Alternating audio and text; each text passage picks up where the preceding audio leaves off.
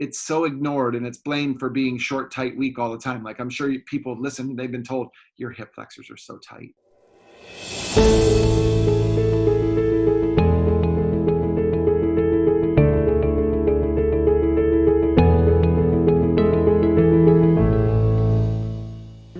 And that is probably the worst hip flexor in the body. Like, and that's like calling the shoulder a hip flexor. That's how efficient it is at actual bringing your knee to your chest, you know, or something like that. It's better at what it does with the spine and kind of axially loading it and compressing it and making it stable. Well, it's the on switch. So if you have a light in your room and you turn it on and the circuit breaker is not working, you have to light a fire, do whatever. You have to do all these ancillary things to be able to see. The body's no different. If that muscle is off, you have to make compensations around the body to be able to do this. So the hip-driven movement is about waking up that muscle, turning on the signal that it gives out so that the rest of the body can have the light that it needs.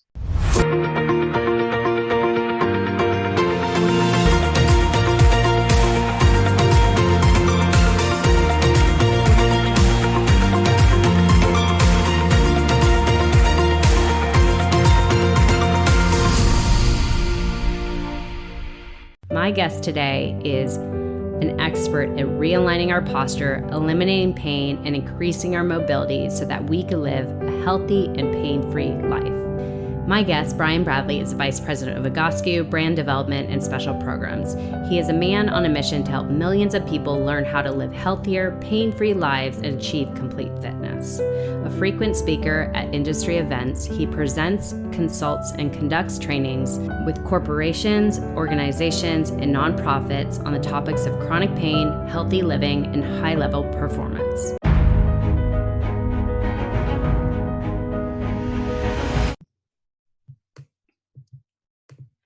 All right, Brian, I am so honored, like I said, to have you on today on the podcast. I knew I had to have you come on to talk about this important topic that I know you believe as well. It's so important today for people to educate themselves and improve their posture and know the importance of posture.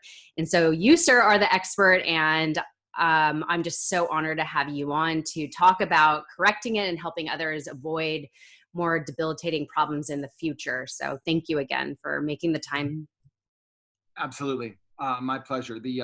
Considering me the expert, I don't know about that, but we'll see by the end of today. We'll let the listeners make that. Yeah, well, from what I've heard of you and also experience from you, because I was at UPW and I did your exercises. I did it during the 5-day or 7-day challenge, whichever one it was. And just by doing those exercises, which we'll go into this, I noticed a significant change. So I think you're pretty great at what you do. So I know you train with a lot of high performance athletes, entrepreneurs, and so forth. Of course, the big man himself, Tony Robbins, which is where I was introduced to your brilliant work, as well as NFL players, athletes, like I mentioned. So Egosque is meant for everybody, though. I know it's not just for those high performance or the athletes. It's for everybody to improve their posture or learn to correct the pain that they're having by these exercises you introduced to them. So I would love to first know a little bit about what brought you into this type of work. What interests you was the catalyst to bring you into this type of work?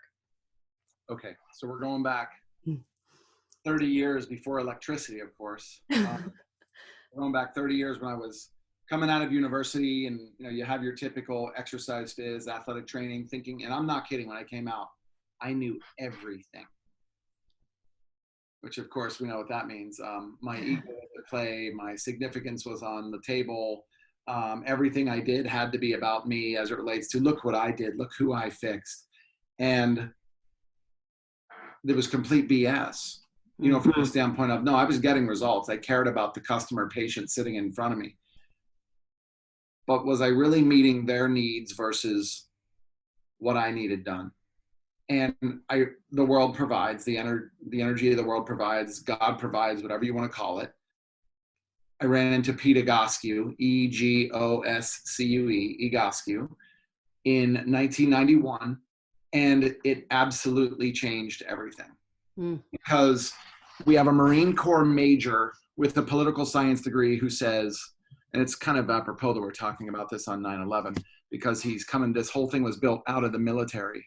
Wow. In the sense of, he came out of Vietnam, while in Vietnam, injured, fixed himself, basically messing around after the medical world told him they couldn't help him, and then went into friends and family need my help. Mm. And so this entire method was built on self-discovery. It was built on pain is a signal, not a death sentence. Limitations in movement are an absolute warning signal. So if you get on a stationary bike while you're home with COVID, because I know a lot of people have built and bought bikes and stuff like that to ride on. If you're in the middle of a yoga class, or if you're in the middle of something, you say, oh, my hamstring's really tight today. I wonder why, and it's not tight on the other side. You can't just sweep that under the rug. That's one of those situations where I look at it and go, whoa, what did I just hear? And I walk over and I talk to him. It wasn't tight yesterday? No. So then the discussion is, why is it tight? Let's take a look. It could be that your leg bone is sitting like this now instead of in line like it should be. Mm. And it's very simple. So I want your listeners to understand this. It is so simple to fix that if and when they choose down the road to do coaching with us, the personalized menus can be as short as 3 exercises long or as long as 15. Like today I'm writing a menu, 2 menus for a kid in the Navy SEALs. He's going to Buds in at the end of the year. So I really have him until 3 months, because he has Buds prep school after naval boot camp. So really we have about 3 months to get some stuff done. And I'm going to write him 2 exercises. And I said, how long? 15 to 20 exercises. And that's unheard of, especially in the Robbins world, because you guys are so busy taking your life to its next level that, what is this over here? And when you understand why I want you to do something to anchor the emotional physical, then you've made the mistake of letting me infect your life. I mean, you're done. We're going to be together forever, because you doing the exercises changes everything. So as I sit here, I'm just sitting in a chair that squeaks a lot, built by the lowest bidder. I have a standing desk. I have a kneeling chair. And I have a Carol bike over here, which we'll talk about for high intensity. And I look at it and go, yeah, all of this is garbage without doing the exercises to prep you for it first. Wow. It's so intriguing, because it's, like you said, it's quite simple. And I know a lot of people will say when they have pain or they have a bad posture or whatever it may be, they'll be like, oh, it's just that way. That's how I am. Like, for example, I'll talk about myself a little bit. I have a drop shoulder, and you're going to probably hate me for saying this. I have about an inch of a drop shoulder on this side. The reason why I believe that happened is I always carry heavy bags since, high school on this side. And I don't know if you know what a fit model is. It's basically a live mannequin for clothing manufacturers. So my body, everything is mass produced on my body for clothing. So I know every flaw of my body. And so this drop shoulder, I think that it's like not fixable. And so I carry all my bags still on this side, because I'm like, oh, I don't want to drop this side. But probably I'm making it worse, I'm assuming, because I'm not correcting the problem. I'm not rebalancing it. But I'm curious your opinion for something like that. So that's something I feel like I developed over a long period of time of just continuous carrying something heavy on this side. But is that correctable? Well, since it's just us girls, let's get down and dirty with this.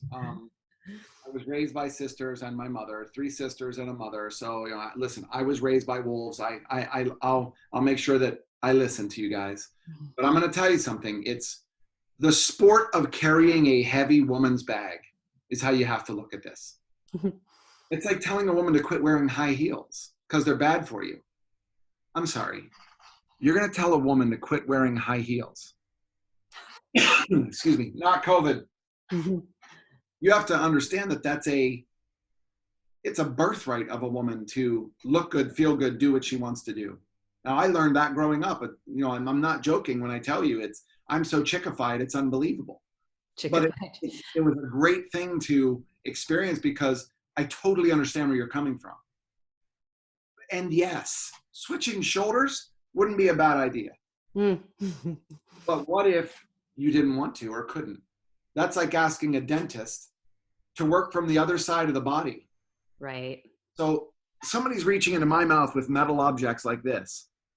I don't want them reaching in like this and working left-handed in my mouth. True.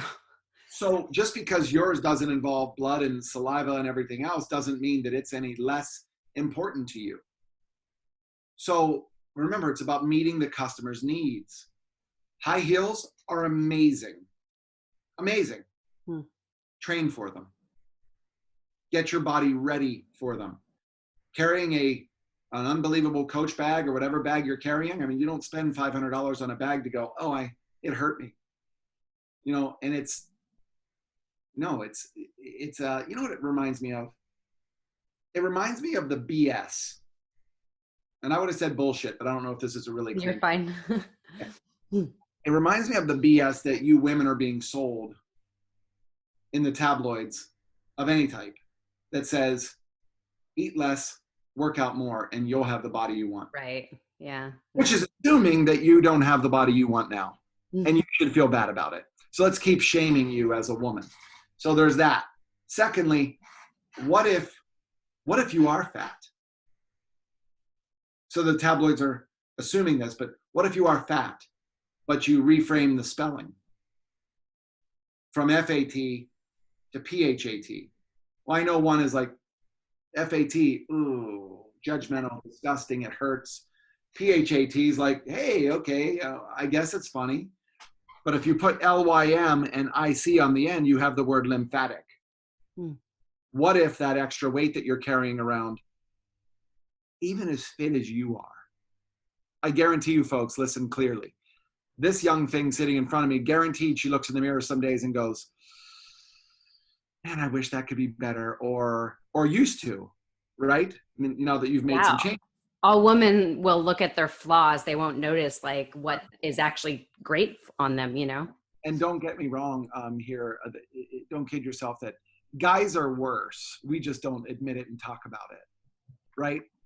We just go, well, I was a great high school athlete, played unbelievable football in college, and look at me now. It's because I'm successful. No, it's you're unhappy. Start moving, get your lymph system moving, and all of that comes down to how your heel hits the ground when you walk. So it's almost like the heel hitting the ground is you striking the match to increase your metabolic rate fire to burn what you call fat, which I call liquid, toxic liquid, byproduct breakdown. Because otherwise, all these people that work out, and eat right, they'd get the results they're looking for, and they don't. They lose it from the rib cage up and go, God, I look amazing. Yeah, but from the rib cage down, thank God my bathroom mirror is only from the waist up. Yeah. But eventually it all comes out.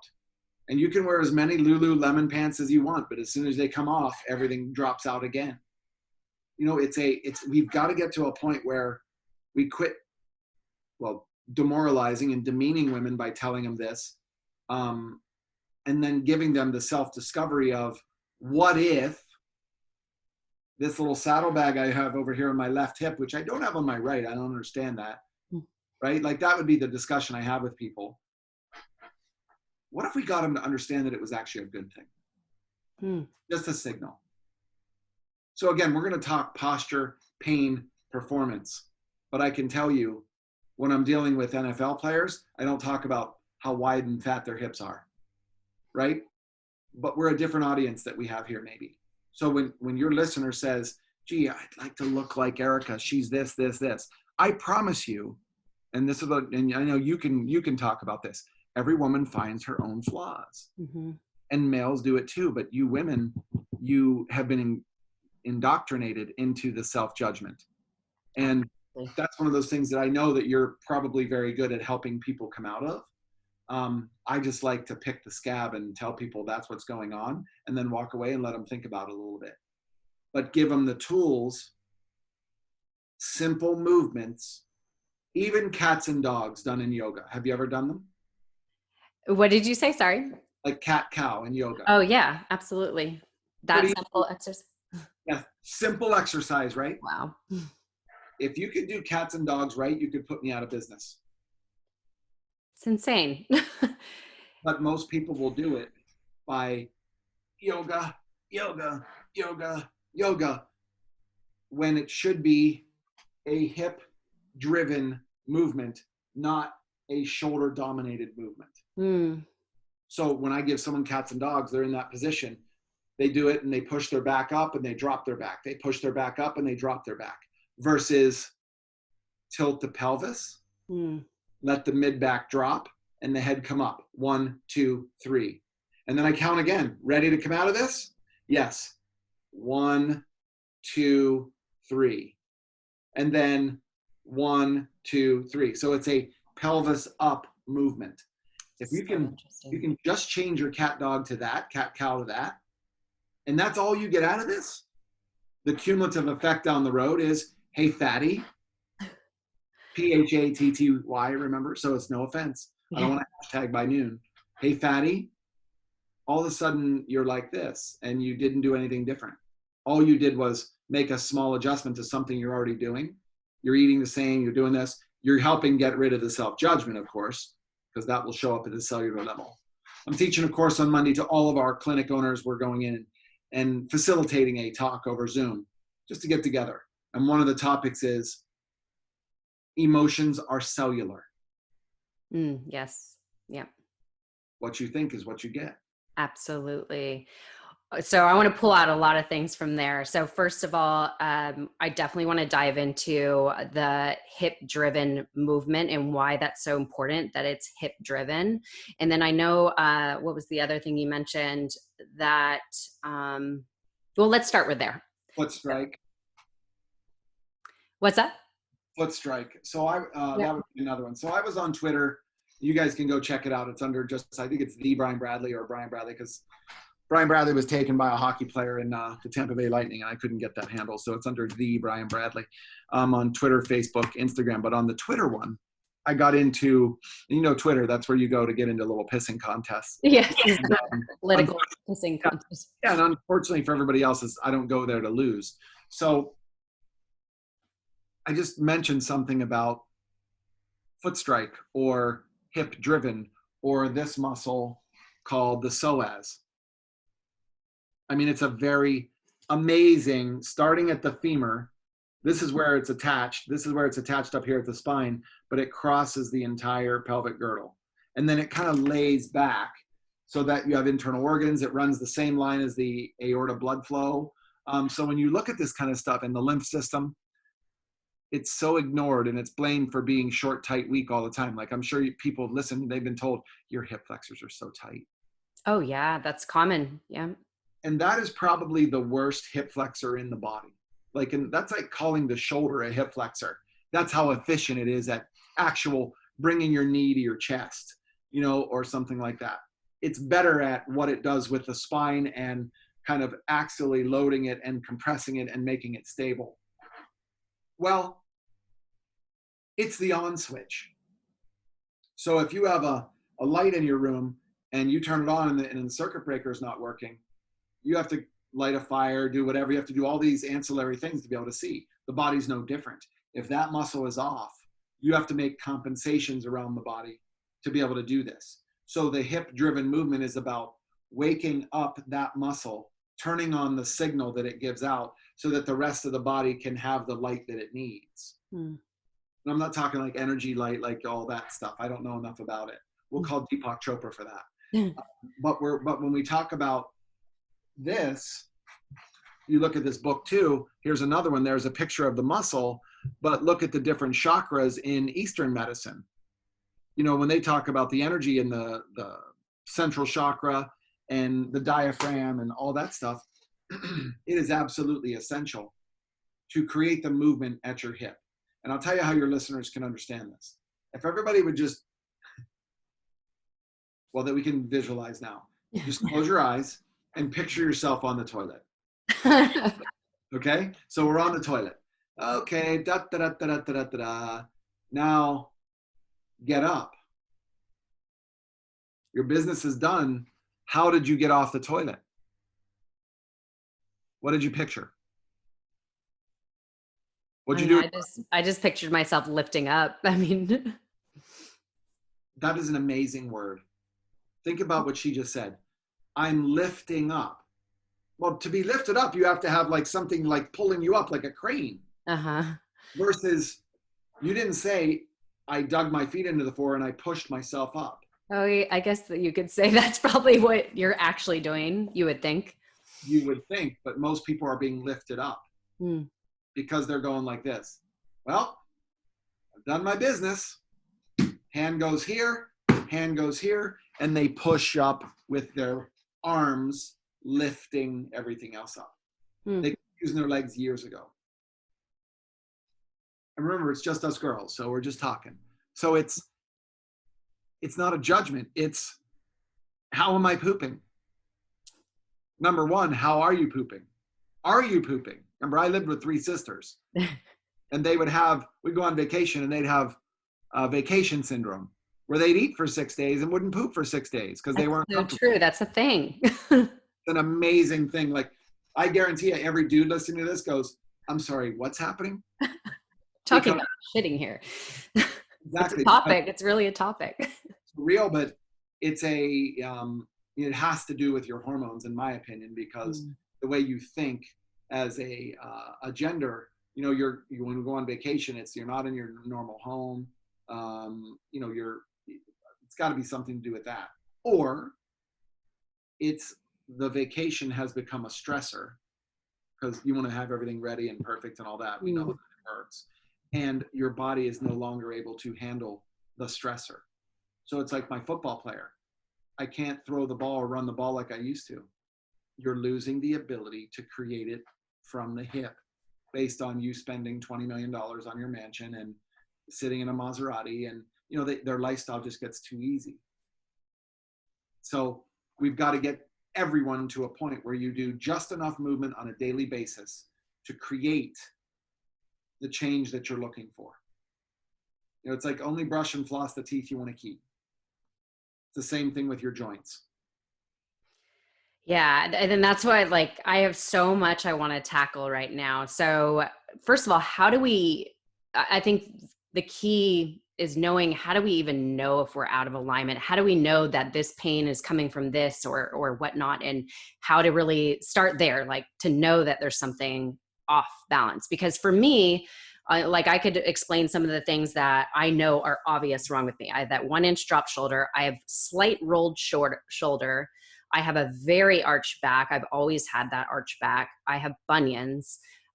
So those are the things I tackle. And it is my goal to have perfect posture. And because I do fit modeling, I'm constantly recorrecting my posture because I'm standing a lot. So I'm able to, because I'm fitting clothing, I consciously correct it, right? But I think we need to start at knowing when we're out of alignment, right? So how do we even start to recognize that?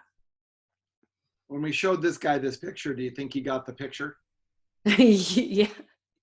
Well, I see myself every day in the mirror, so I know what's wrong too. Like we just have to look at ourselves, right?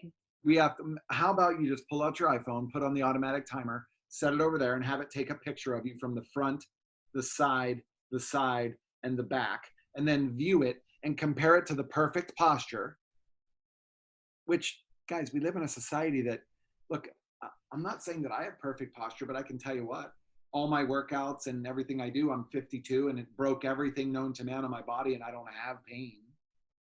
So, but here's a difference. This is the kind of stuff that happens before and after, same guy. Mm-hmm. Wow. How That's did it happen? incredible. Great question. I'm glad you asked. Yes. The same way that it happened for this guy a year later. I've seen that photo. Yeah. This is incredible. Or those of you that have kids and you get the infamous call, well, look at this picture. I took this picture at an event in Australia.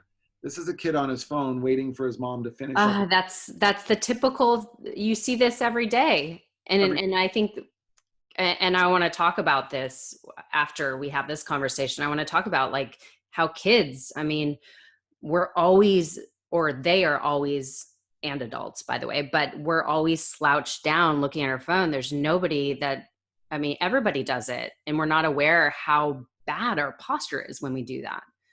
Until it hits this level where a $50 million contract's on the line, where why did Connor lose that fight? Wow, look at that posture. Yikes.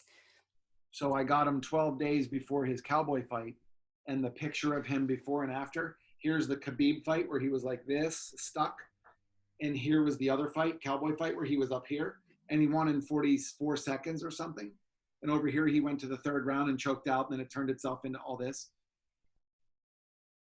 2 different postures, 2 different fights, 2 different outcomes. But if you don't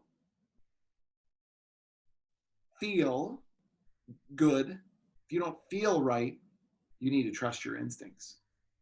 Something's not right. Like for you, fitting clothing and having to be in the quote perfect alignment, that's a problem. Because it's like looking at bodybuilders. If I would be the worst of the bodybuilder judges, because I'd go, well, look at the difference between their right and left calf. Whereas most pro bodybuilder judges don't see that. They just look at muscle. Can they fire the muscle? But I'm looking at how's the bicep sitting versus the other one, or is one hand turned in like this versus the other one turned out. These asymmetries will show up on my baseball field and affect a guy's $20 million contract. And for your listeners, I want you to understand, athletes don't interest me.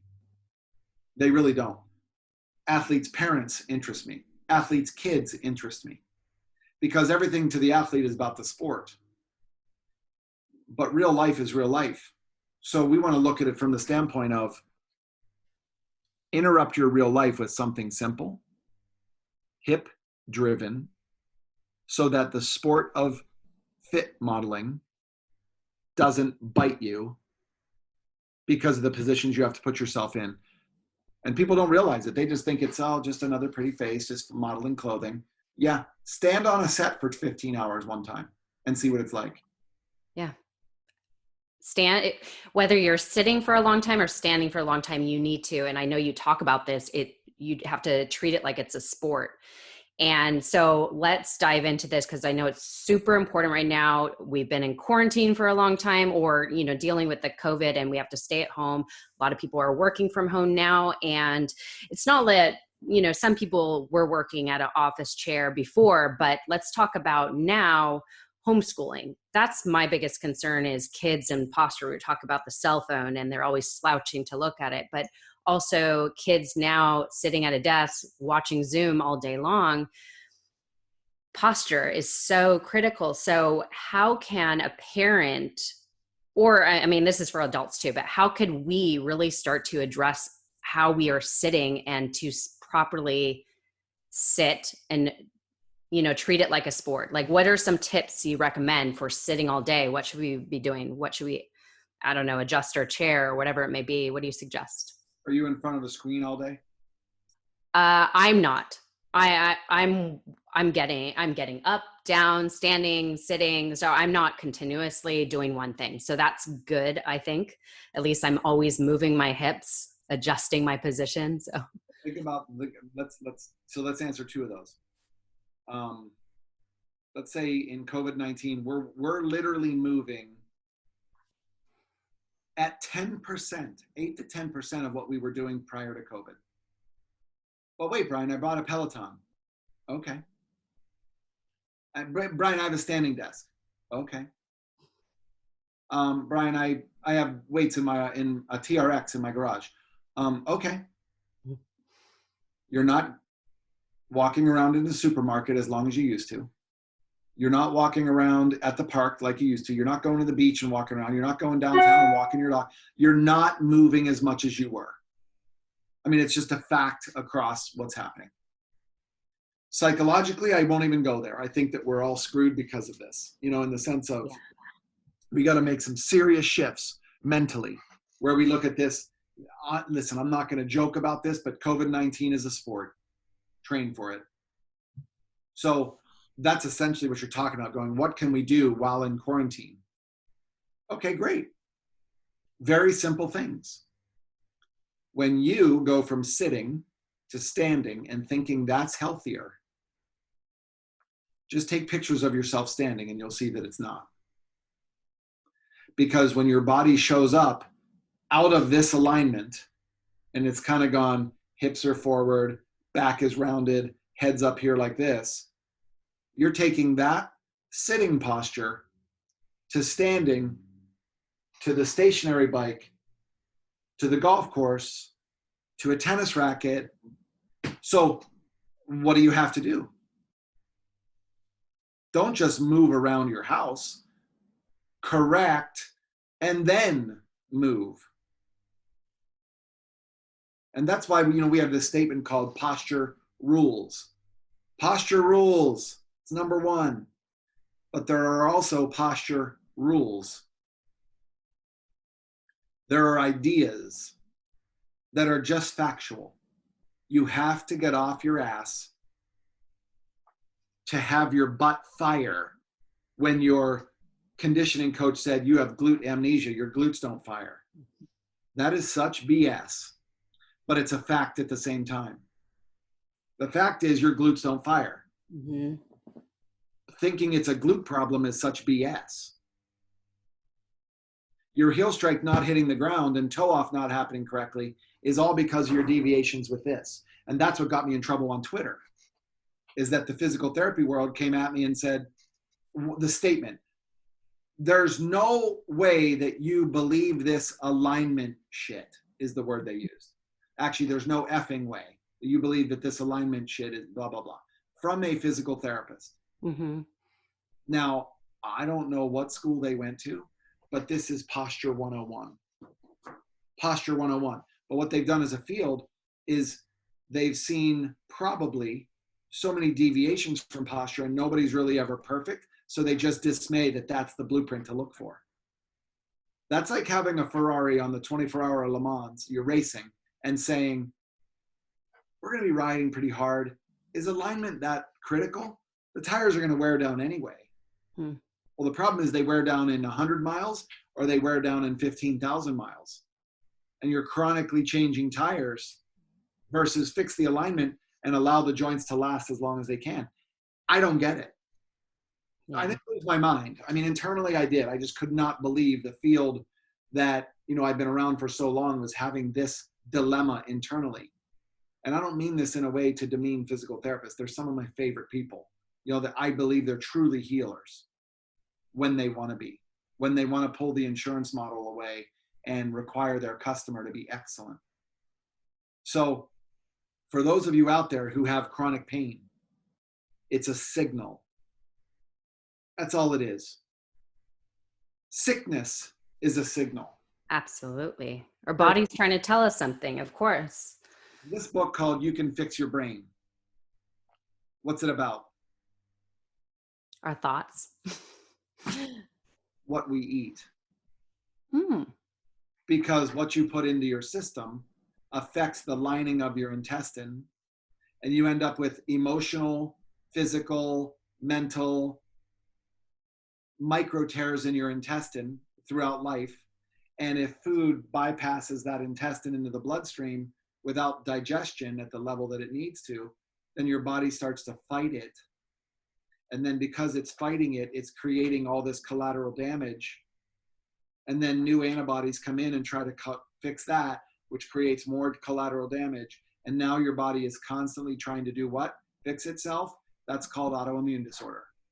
Yeah, actually, I'm curious about this. So how much does inflammation have to do with the pain we have in our body opposed to just a misalignment or, our hips not firing correctly? Does inflammation play a big part? Because you talked about the lymphatic system, which is a whole topic in itself, but I'm just curious. How much?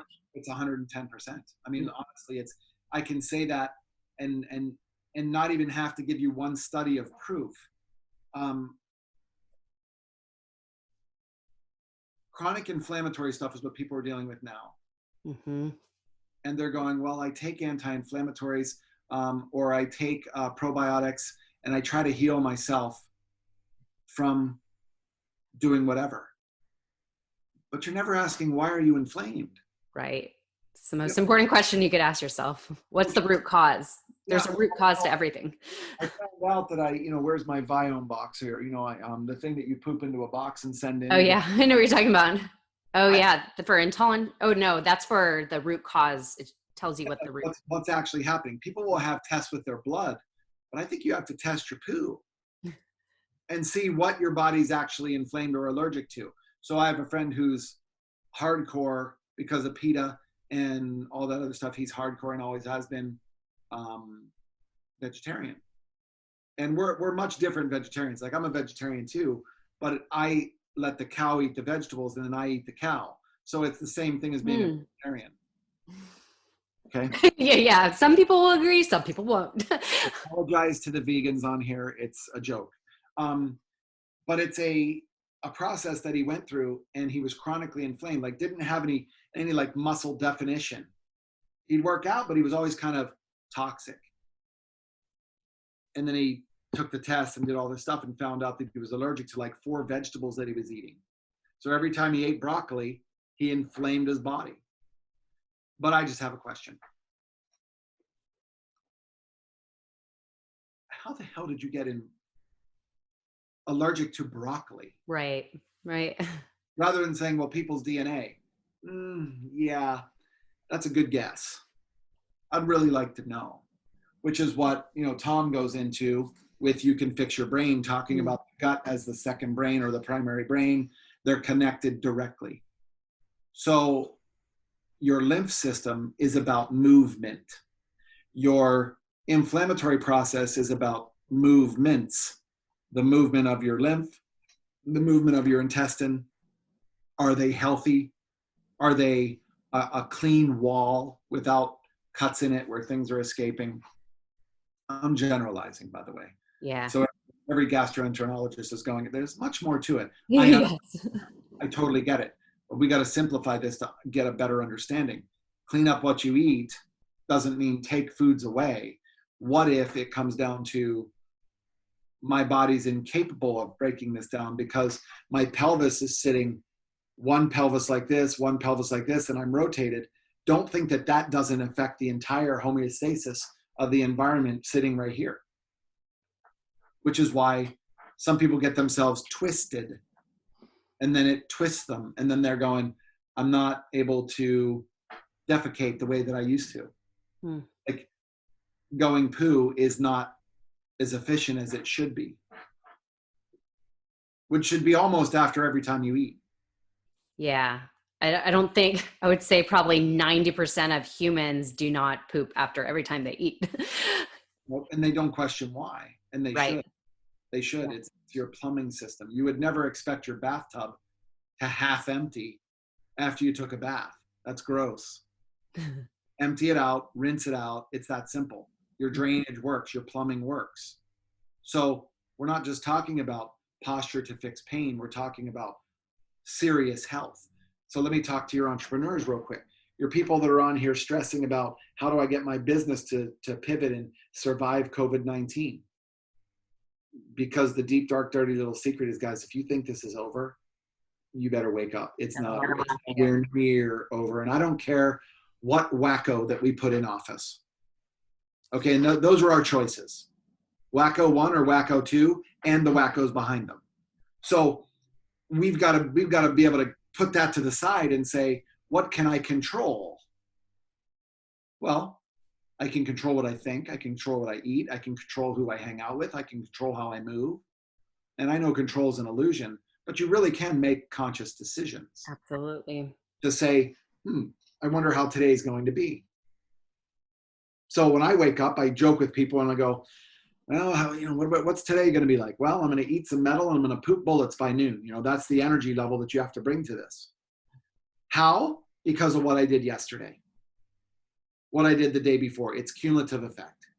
Get your body to the tipping point. Give it a tipping point. And it's the tipping point of, oh, wait, I feel better.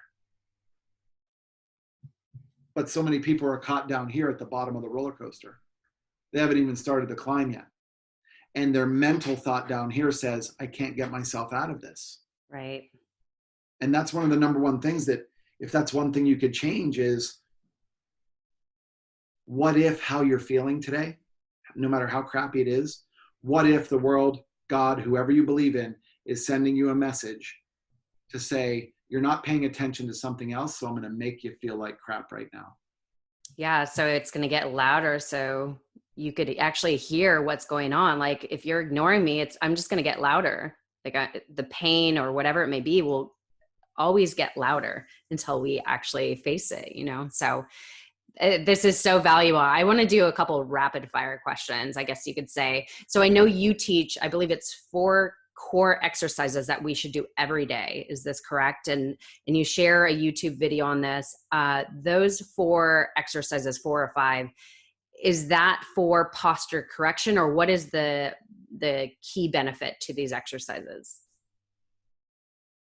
100% it's about posture. Okay. But it goes so much deeper than that, because posture, people could go, my mom said, sit like this. Look how I'm sitting. Like I'm literally slumping in this chair as comfortable as I want to be. If I would go to a movie theater and watch a movie that's 3-4 hours long, or on my couch, I'm not going to try to sit up straight for 3-4 hours. But I'm going to treat it as going to the movies as a sport. Let's train for it. Let's have our body so resilient that no matter what I give it, I can get the most out of it. Like I was moving garbage cans last night, bringing them outside because my son's in college. So now it's my job, I guess. I'm taking them outside and I'm going, you know what? I got to move it here. I got to maneuver it like this. And I kept thinking to myself, the wrong person doing this could be in some serious trouble. They could really create a major problem for themselves physiologically. And, so it is all about posture. But the exercises that I would give at a large event, like arm circles, elbow curls, overhead extension, and then the running man, something like that, those are all because they're safe for me to work on 23,000 people at once. Okay, I gotcha. Yeah, which I did all those exercises this morning, by the way. And honestly, probably the hardest one for me is the overhead press. But it's amazing how you feel afterwards. Like I could tell that something's working, right? So I'm going to share this in the show notes because I think it's so beneficial. So another quick question, how important is our bed? And then what type of bed can help improve our posture? Or is there a way we should try to sleep more to avoid pain when we wake up in the morning? Because I feel this sometimes, or very often, you would say. Well, the sick and twisted comedian in me says, who are you sleeping with is more important. You know what I mean? Because it's if you don't love who you're laying down with, and at least be satisfied to not be with somebody, be happy. I couldn't give a shit where you sleep. It's right. I sleep in 100 beds a year because of the travel prior to COVID with all the events that I'm teaching. Mm-hmm. I better know what I'm doing with the sport of sleeping. Take a different body to it. No bed can break me down. Go camping once. You want to feel how much you miss your bed? Go camping and sleep on the ground. Feels good for about 15 minutes. Mm-hmm. Then it's like, oh, what? Because your body's not used to having the rib cage pushed upward, because the rib cage normally pushes down into the cushioned bed. Well, the ground's not giving way. So fix the body first. Mm-hmm. It doesn't matter what bed you buy. Are there better beds? I guess. Tempur-Pedic, Sportopedic, orthopedic. Find what's comfortable to you and then change the body going to it. So it's more like heightening our problems per se. Like if we have pain, it's going to, when we take it to the bed and we wake up in the morning, it's just going to heighten that because you're in a position for so long or whatever it may be. That's what it seems like makes sense. So hold on. Mm-hmm. That sleeping is benign. It's not benign. Here's how you check it tonight. Lay down on your floor, bring your knees to your chest, or put them up over a couch or something. Another exercise. Hey, feels great. Yeah, because your back's flat. Bend your knees, put your feet on the floor so they're in a hook lying position. Your back will arch up a little bit. Mm-hmm. Straighten your legs out as if you're sleeping. Your back yanks itself way off the floor. So when you think that sleeping is benign, it's nowhere near benign of an activity. That's me. Like I said, I have a very arched back. So, and I've been like that since I was really young. And I do get that mid back pain.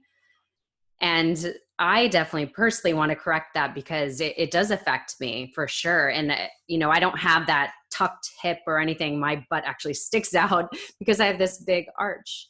But, let's talk about one other thing. You said the overhead extension was tough for you. And you said, I have that big arch in my back and I get mid back pain, which is just in the middle near the bra line area. Yep. Well, your shoulder blades sit right there. The bottom of the shoulder blade is right where you're talking about, maybe a little bit lower. But all of these are affected. If your shoulder blades don't move, for every degree I move my arm like this, my shoulder blade moves at half a degree. So 90 degrees of movement, the shoulder blade moved at 45.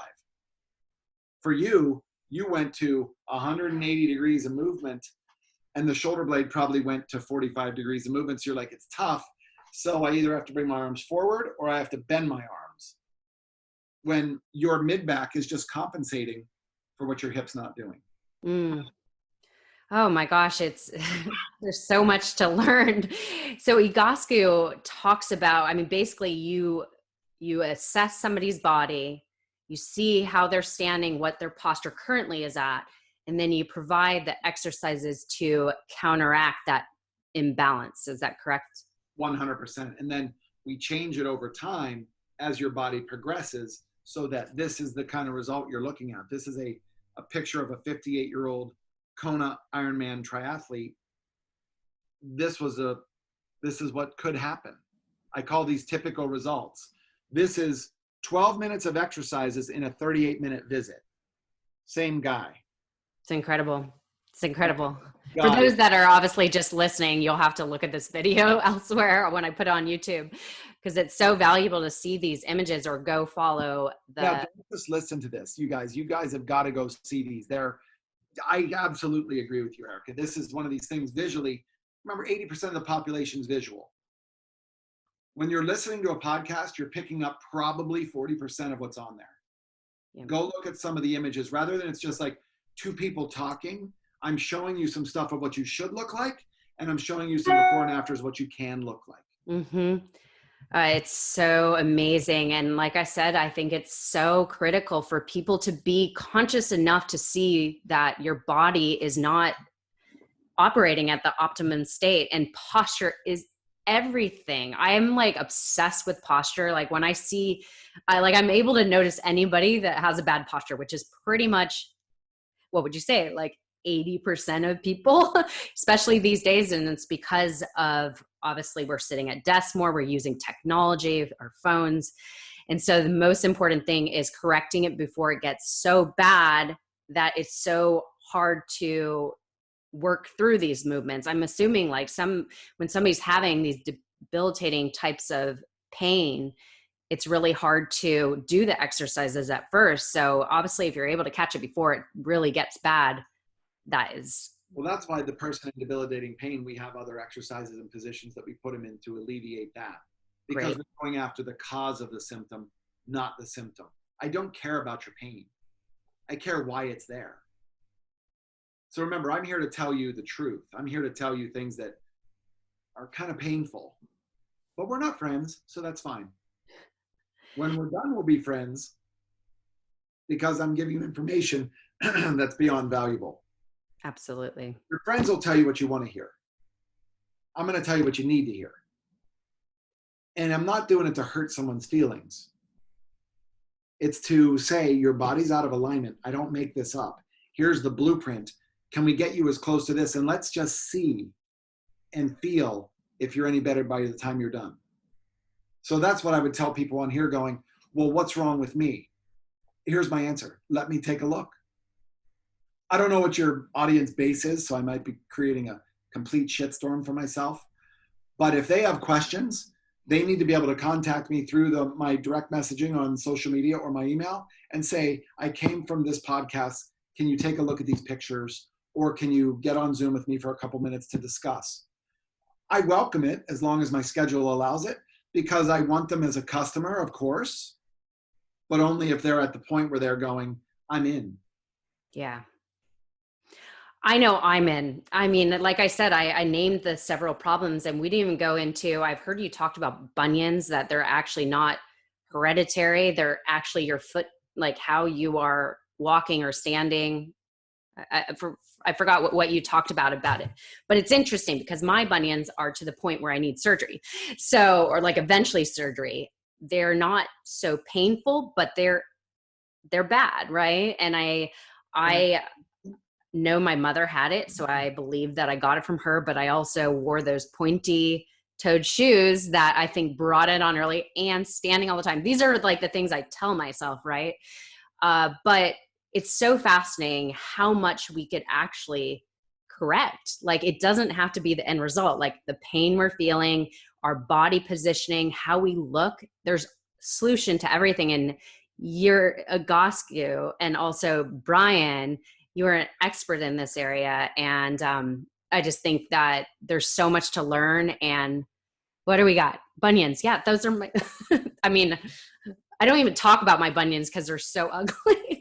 That's okay, but listen, look at the bottom picture. Uh-huh. Tell me what you see. The toe crossing over. I hope you guys are listening. She said the toe crossing over. She didn't say toes. So my question is, why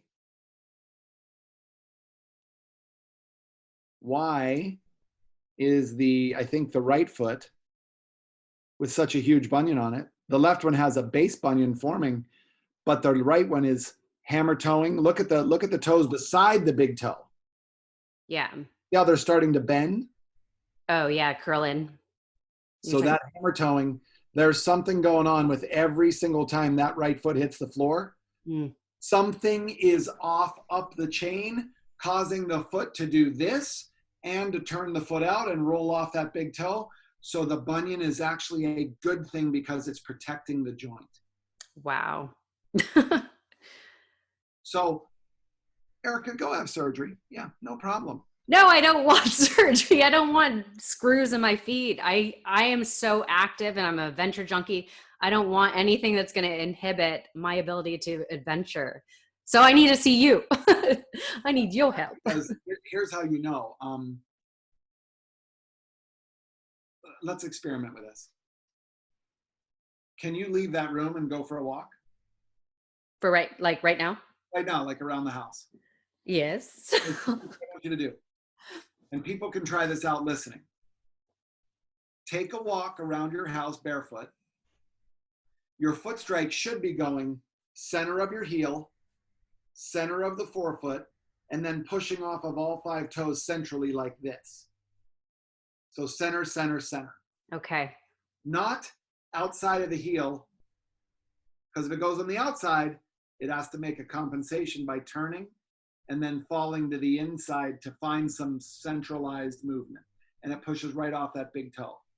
Take a walk around the house, come back and tell us which one, each one. All right, let's see. Let's see.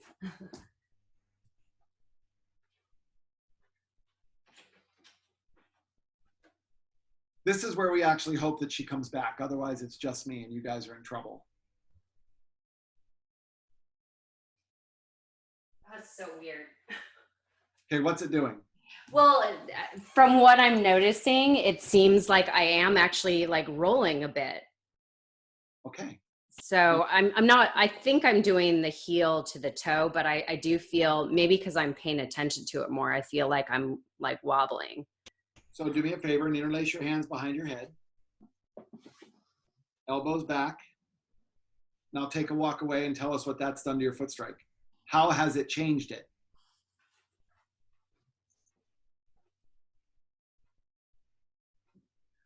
So what she's going to do is she'll come back, and because she's already complained about the mid-back being tight, this is an artificial change to the mid-back, which now changes the foot strike. So let's hear what she says. So I definitely had no wobbliness, and I did feel like I was, again, rolling, like you said. Where do you live? Los Angeles. So walk around with your hands on your head. It's totally fine up there. Every other city that's normal probably would get yelled at for doing it. But if you got caught walking around LA like this, they'd be like, it's normal. Totally normal. Yeah. Just keep going. But what it does is it moves. Remember, every degree of arm movement gives you shoulder blade movement. So what you did is you went, I got 135 degrees of movement. Your shoulder blades went out a little bit to not a better position, just a more activated position. And all of a sudden your mid back is no longer driving the bus. Mm. Now, can I ask you a question? Mm-hmm. Since it's just us girls. You're in LA. Yes. You have a lot of other females in the business. Mm-hmm. Okay. How many of them have had breast augmentation done? I think just in Los Angeles, I think that, I would say we got like a 60% that have done it, probably 60, 70. So I'll let you handle why people get that done. Right. I'll let you handle yeah, that's another conversation. But I'll go to the physiological change that happens with it. Your mid back, your scarring, no matter where it is, if you're going here, here, or here, there's absolute scar tissue. So there's a thing called active scars. So if anybody has breast augmentation done, go home, take it off, take a look, and see if there's a hard red or a hard pink color to that scar that's been there 10 years. And if there is, you need to get that scar mobilized as much as possible. Because think of scarring as putting roots down. And the roots don't grow straight down and create a beautiful tree. They create this system of anarchy underneath. And then other tissue gets inhibited. And then the shoulder starts to do this or this or this. And the person, and all it came down to is, I got my boobs done. For whatever reason. Yeah. And of course, the bigger the boobs, the bigger the problem, I think, because you're having that weight pull you forward, right? I mean, it could be the bigger the better, the bigger the worse. Which doctor did you go to? Did you find an artist versus somebody who graduated medical school? What do you call a medical student who gets a C in college? What do we call a failure? Sorry to say that. Doctor. They still passed. That's true. Sorry. They didn't get the A's. They didn't work. I mean, they did. And again, if you get C's, I'm not saying you're a bad doctor, but you're not the person who math came, science came easy to, and you really understood it at a granular level. But you got to find the artist when you're going to work with practitioners. And that's what I pride all my therapists to be. I don't care what your background is. If you have a passion for this method, I'm training you. Like we have a whole institute that trains people as posture alignment specialists to start their own business to do this stuff. And that's the fun part, is now you're empowering other people through education and giving them good strategies versus bad strategies. Yeah. I love all this, and I could jam with you for hours over this conversation, because again, you have so much knowledge in so many other facets that actually impact your body in so many ways. But I want people to go follow you, go learn more about Egosque. You've been with Egosque over 30 years, am I correct? Yeah. And how many facilities or how many people teach Egosque across the United States? Well, around the world, because we have 2 in Japan, 2 in Mexico. I have practitioners in the UK, Europe, Australia. We're trying to open clinics there now. Singapore. We have 30 plus clinics in the US. 90% of our business is Zoom like this now. We were already doing 20, 30%. COVID hit and we just pivoted to 100%. And now our clinics are starting to open a little bit, which they're all practicing, as much as they can, masking and gloves and whatever has to be done. And again, whether you believe that's important or not, I don't care. It's about being nice to your fellow human. Me wearing a mask, whether I believe I need to or not, is not for me. It's for me to go, I want to make sure you're comfortable.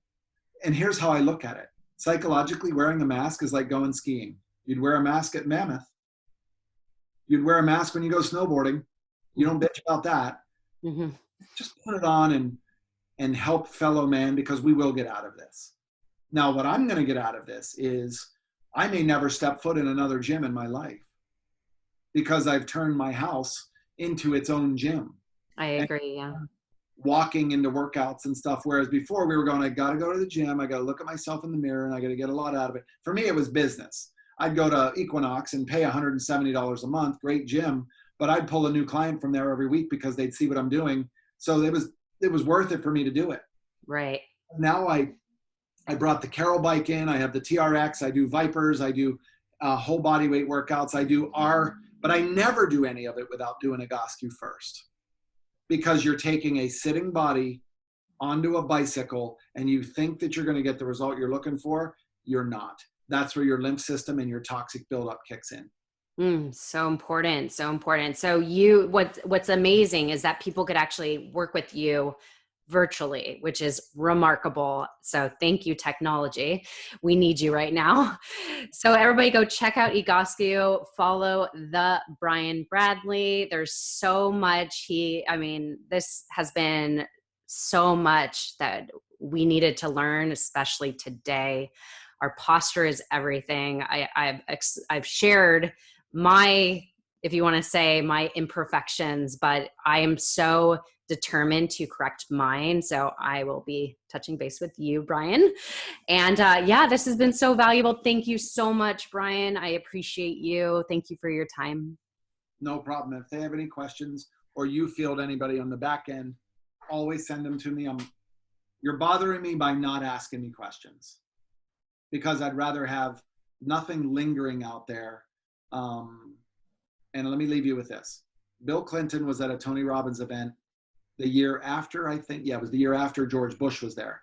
And George Bush did an amazing talk about 9/11 and what he was doing. And when you hear it from the president of what was actually happening in his head and why he didn't, remember, he got criticized for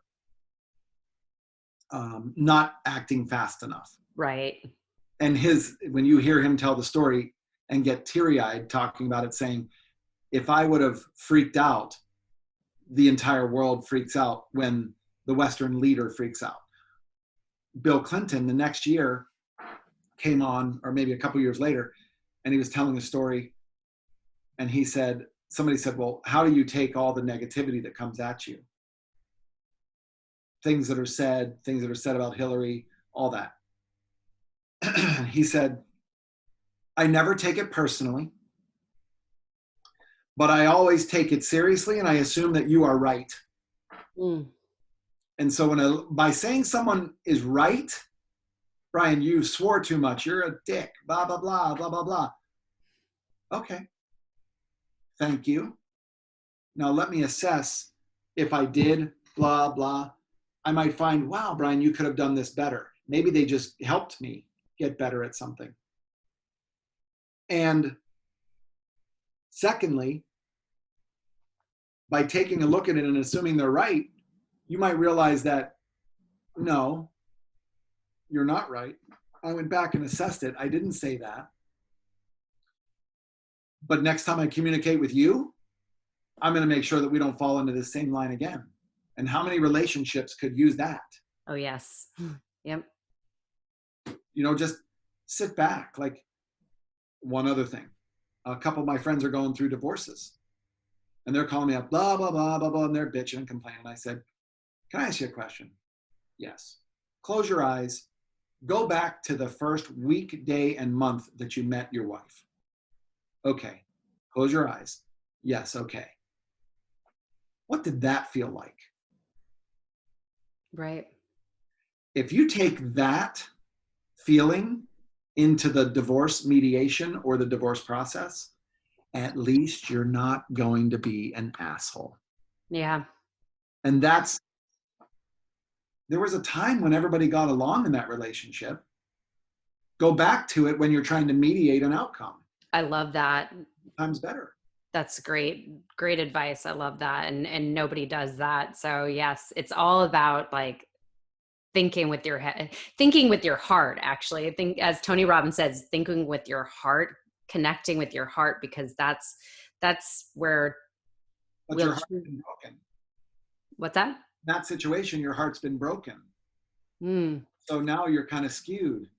So you have to force it, going, okay, before I walk into this room and meet with her $500 an hour lawyer, I'm going to go, God, I remember the day that we met. We did this.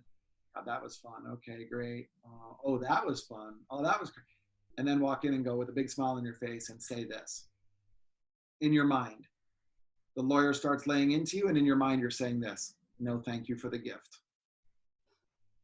Because no matter how hard it's coming at you, when you label a turd a gift, the turd no longer stinks. Right. Now, Yeah. let me make something clear. I've done a lot of poop talk on this thing. I don't have a poop fetish.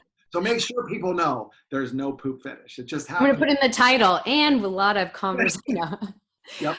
This has been so awesome, Brian. Thank you so much. I appreciate you. You rock. And I mean, there's a reason why you've been working with Tony Robbins so long. You really healed him, and you work with him daily to be at that optimum state. And I think it's fascinating. I think all of us would love to have that energy and feel good in our body and be able to move like he does every day. I mean, that would be absolutely incredible. And the thing is, like you said, you're 52 years young. You feel probably like you're 25. I mean, I'm sure you feel, completely youthful. And I think all of us deep down want that. So they have to reach out to you to learn the right tools to implement into our life to get there, because all of us are off in some regard because of, life's happening. So it's so valuable. We'll put the exercises in here. There will be a link that you can just click on. It'll capture some information, but that's for our end. You can always opt out if you have to. But there's always useful information down there that's coming. That's so great. Thank you again, Brian. Erica, thank you so much.